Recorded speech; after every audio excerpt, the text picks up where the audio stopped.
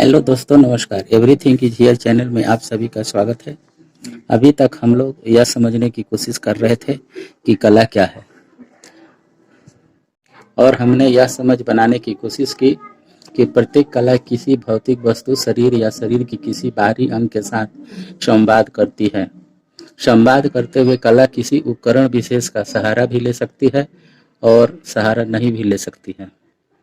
कला की इस संवाद के जरिए कुछ निर्माण करने की चेष्टा रहती है, जिसे या तो आप देख सकते हैं, देख पाएं, सुन पाएं या छू पाएं, या तो आप महसूस कर पाएं।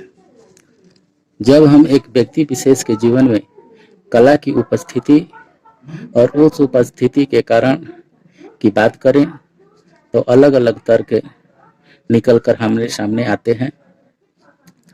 कला किसी सामाजिक जरूरत के लिए है, या कला किसी सौंदर्यात्मक खुशी के लिए है, आनंद के लिए है, या फिर वह खुद को व्यक्त करने की एक जरूरत है, जो खुद को आकार देने की एक कोशिश। या इस प्रकार के प्रश्न हमारे जहन में उठते रहते हैं। किसी भी कला अनुभव या कला अभिव्यक्ति के ये सारे कारण हो सकते हैं। जब हम कला की बात शिक्षा और विद्यालय के संदर्भ में करते हैं तो यह आवश्यक है कि हम कला शिक्षा के बड़े उद्देश्यों को ध्यान में रखें। इस प्रकार हमने यह समझ बनाने की कोशिश की है कि किस प्रकार कला सीखने सिखाने का एक सशक्त माध्यम है और यह किसी भी व्यक्ति के समग्र विकास के लिए जरूरी है। हम लोग अगर देखें और समझने की कोशिश करेंगे तो यह हम पाएंगे कि जिस कला और शिक्षा की अभी तक एक साझा समझ बनाई गई है, उसके अनुसार बच्चों के लिए हम किस प्रकार से कला अनुभव को बच्चों के लिए कक्षा में दे सकते हैं, अपनी कक्षा में कला अनुभव के अवसर कैसे बना सकते हैं, इस पर भी एक हमें समझ बनाने की जरूरत है।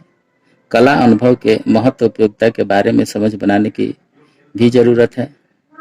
कला अब तक की कला और शिक्षा संबंधित समझ को इस्तेमाल करते हुए बच्चे के लिए कक्षा कक्ष में रुचिकर और अर्थपूर्ण कला अनुभव के मौके बनाने की दक्षता विकसित कैसे किया जा सकता है, बच्चों को कला के संदर्भ में सहज होने में कैसे मदद किया जा सकता है, इन सारी चीजों पर एक शिक्षक को ध्यान देने की जरूरत पड़ेगी। पूर्व अनुभव के आधार पर हमने देखा कि दृश्य एवं शिल्प की विभिन्न वस्तुओं का प्रयोगात्मक स्वरूप की समझ हर बच्चे के पास कुछ न कुछ होती है।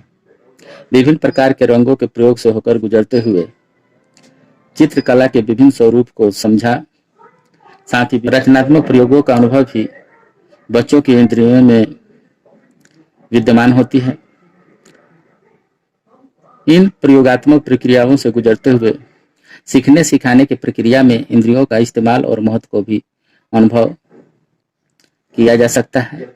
यहाँ हम ये कहना चाहेंगे कि यह अनुभव और जितना ही गहराएंगे, इंद्रिय के एहसास बढ़ेंगे और एकीकृत अधिगम हमारी शिक्षण प्रक्रिया का एक अभिन्न अंग बनेगा।